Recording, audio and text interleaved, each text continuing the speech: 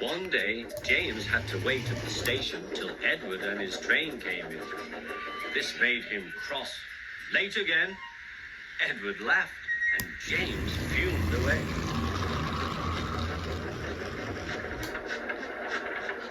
After James had finished his work, he went back to the yard and popped onto the turntable.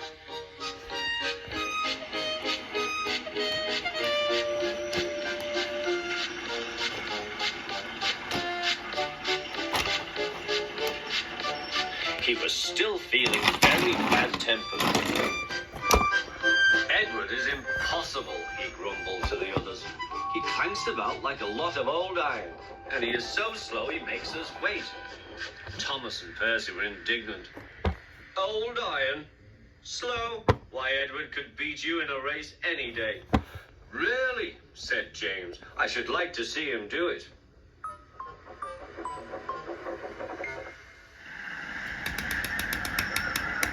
Next morning, James's driver was suddenly taken ill. He could hardly stand, so the fireman uncoupled James, ready for shunting. James was impatient. Suddenly, the signalman shouted. There was James puffing away down the line. All traffic halted, he announced at last. Then he told the fireman what had happened. 2 boys were on James's footplate fiddling with the controls. Phew!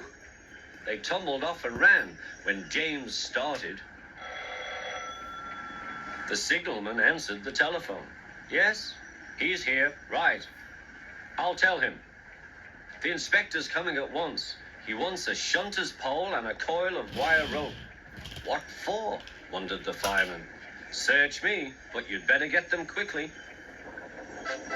The fireman was ready when Edward arrived.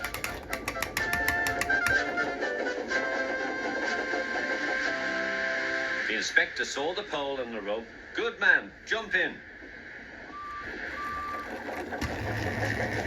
We'll catch him, puffed Edward. James was laughing.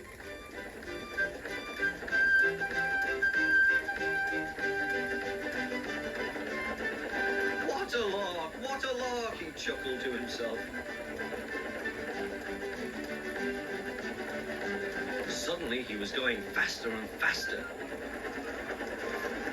He realized that he had no driver. What shall I do? I can't stop. Help! Help! We're coming, called Edward.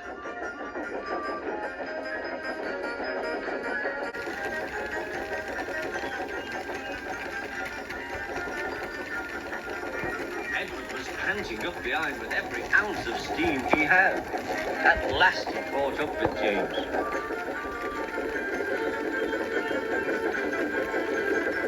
Steady, Edward, called his driver. The inspector stood on Edward's front, holding a noose of rope in the crook of the shunter's pole. He was trying to slip it over James's buffer. The engine swayed and lurched. At last! Got him! He shouted. He pulled the noose tight. Gently braking, Edward's driver checked the engine's speed, and James's fireman scrambled across and took control. So the old iron caught you after all, chuckled Edward. I am sorry, whispered James. Thank you for saving me. You were splendid, Edward. That's all right, replied Edward. The engines arrived at the station side by side. Sir Topham Hatt was waiting. A fine piece of work, he said. James, you can rest and then take your train. I'm proud of you, Edward. You shall go to the works and have your worn parts mended. Oh, thank you, sir, said Edward. It'll be lovely not to clank.